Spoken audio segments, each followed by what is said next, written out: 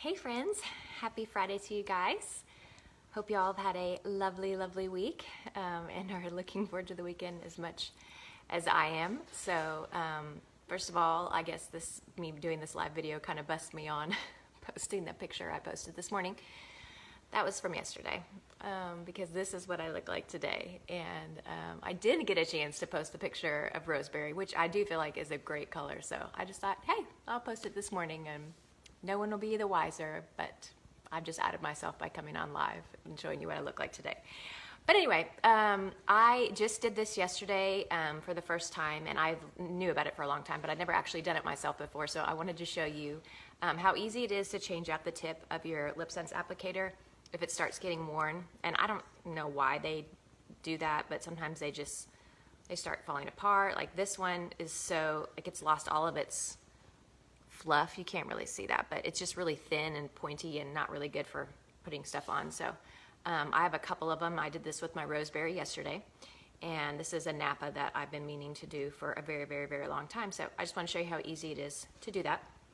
And if you need, I have tons of these little replacement tips. If you need one, just let me know, or several, and I can get those to you because I got them for free. So this is how we're going to change out the little tip of the applicator. Super easy. I'm going to try not to make a mess with my LipSense in the meantime. So all you need is just some sort of pliers, something. These just happen to be in the drawer upstairs, so I grabbed these. We're just actually going to take out this little tip without flinging it across the living room. We'll see.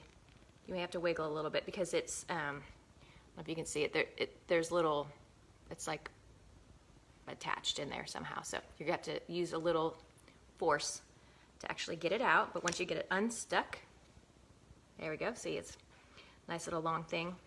Take that out and put it right there. It's like doing surgery. This is so exciting.